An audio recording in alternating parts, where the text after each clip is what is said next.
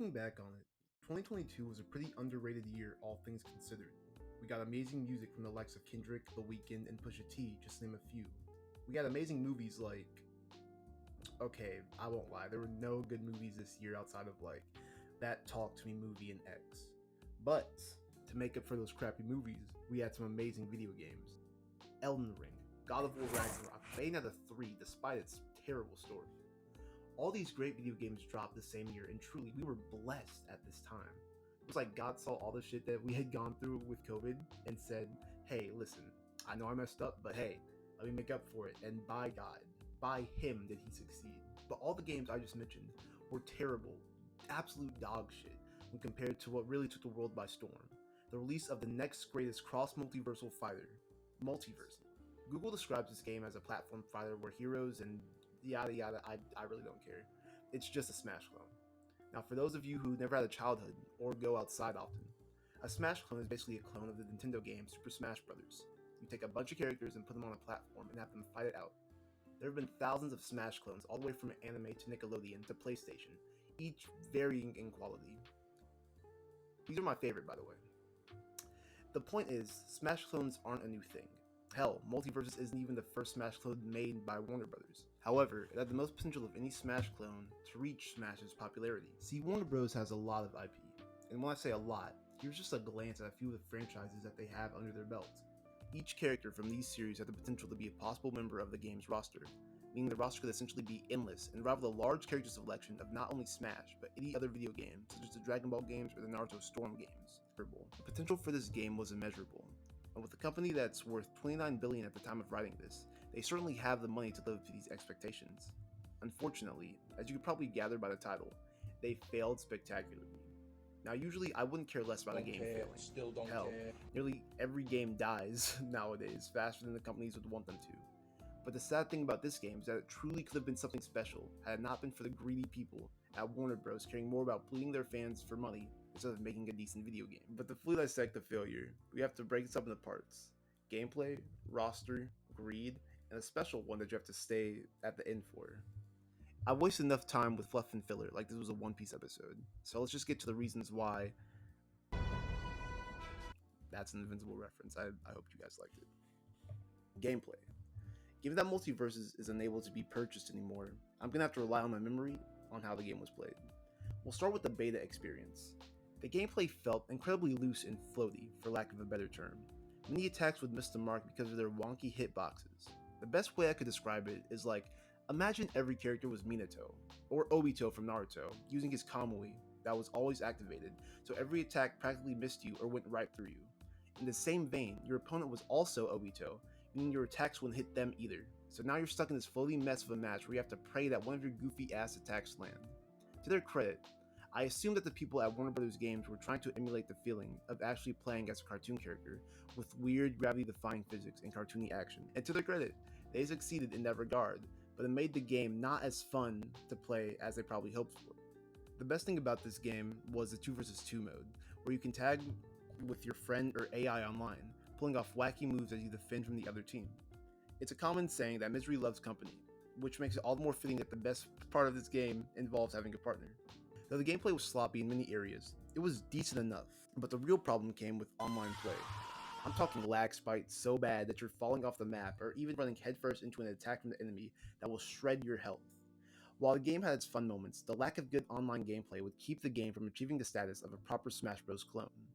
However, it was just the beta. Of course, when the official game released after a year of silence and completely taking the beta offline, meaning you couldn't play it, surely it was better, right?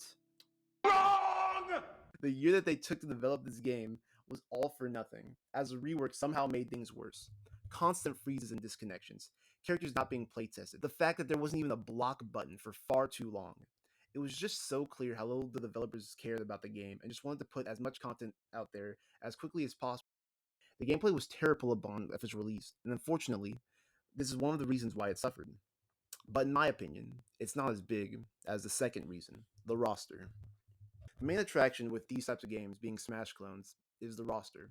With so many beloved characters that are owned by Warner Bros., creating a roster that encapsulates the variety of their IP while also satisfying the taste of many diehard fans should be easy, right? Well, you would think so. Before the game was removed from the stores, it had a total of 30 characters on the roster. While that's nowhere near the number of characters on the Smash roster or even some Smash clones, it's not a bad starting point. And surely the executives at Warner Brother Games used this decent sized roster to show the variety in their IP, right? Again, you would be mistaken. The base roster has 3 Adventure Time characters, 4 Looney Tune characters, and 9 DC characters. 9! A near one third of the roster is made up of niggas who have been in dozens of games already, especially when they only added Black Adam because of that terrible movie that The Rock made. And one of them and one of them is literally just Black Wonder Woman, who's already in the game. Also, the Joker. Really, nigga? Out of every villain in DC, the Joker, because he has been oversaturated to the point where fans are tired of him. Even when you look at the rest of the roster, you don't really see the full facets of Warner Brothers IP. I mean, we have 2 Gremlins characters because everyone and their mom wanted to play as Stripe and Gizmo in their Smash That's Bros. Clone. ass. Rick and Morty are 2 separate characters when they could have easily been one like Tom and Jerry. They created this reindeer dog OC for no reason, just wasted another slot that could have gone to someone like, I don't know, Ben 10, Scorpion, Johnny Bravo. So many better characters. And someone had the genius idea of adding NBA athlete LeBron James as a character. What are we doing here? Like, literally, what are we doing right now, bro? Where's Ben 10? Lord of the Rings, Godzilla, Static Shock, The Animaniacs, Johnny Bravo, Mortal Kombat, Harry Potter. It's as if they had completely forgotten all of their most popular IP and made random picks at what was popular at the time and what they thought their fan base wanted. I mean, are you going to tell me that you truly wanted to play as Velma, or were they only adding this because people were thirsting over her during the time period? Like, I love Shaggy, don't get me wrong, but are we for real right now? Super Saiyan Shaggy in the year 2022. I feel like they were a few years late to that trend. And it's a real shame because there are some genuinely good picks on the roster, like Samurai Jack, the Powerpuff Girls, Iron Giant. Hell, you would never think that Agent Smith would be in a video game, but look, there he is. That's what I wanted from Multiversus, bringing in characters from vastly different IP into one game. We could have Scorpion versus Chowder, Mordecai and Rigby versus Godzilla and Lumpy Space Princess, Jotaro, because apparently they're connected with the Rocky somehow, and versus Dr. Manhattan. The possibilities were endless. Yeah, what we got instead was a lackluster roster with too many DC characters and wasted slots. Now, I want to say that I have no problem with these characters on their own, but with the benefit of hindsight, and knowing we were only giving 30 measly characters on this roster, you can truly see how little they cared about making a character selection reflective of the decades of material Warner Brothers had under their belt, and instead they made something that disappointed even the most die-hard of fans of this game. Truthfully, we should have seen the writing on the wall when they decided to add Banana Guard over Ben 10. While the lackluster roster and terrible gameplay were big reasons to attribute to this game's downfall, there was one main pitfall to blame for the failure of Multiversus: greed, one of the 7 deadly sins and the downfall of many video games. Multiversus is unfortunately one such case.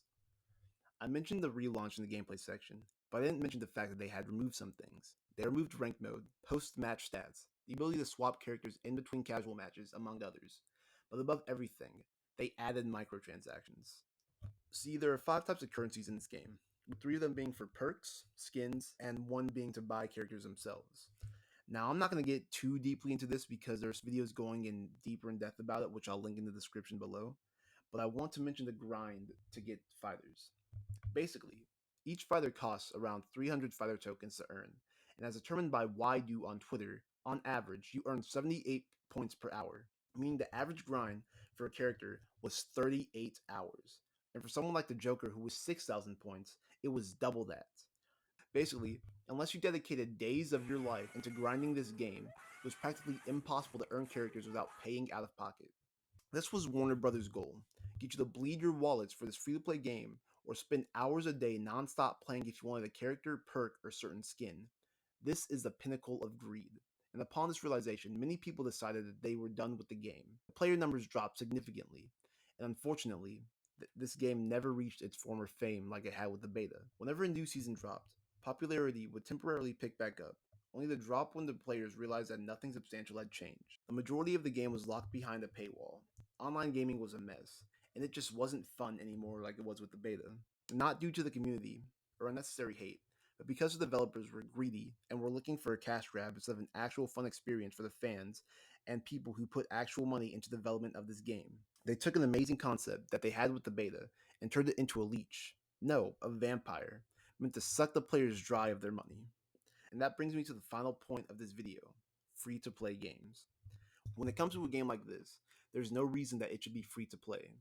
Based off concept alone, thousands, if not millions of people would have been completely willing to drop $50 or $60 on this game.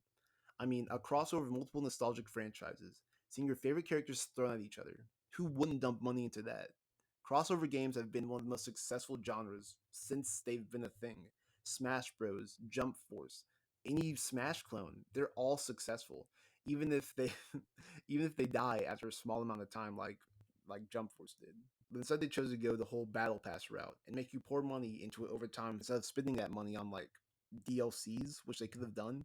There are so many other ways that they could have handled this game, and they went about it the worst way possible.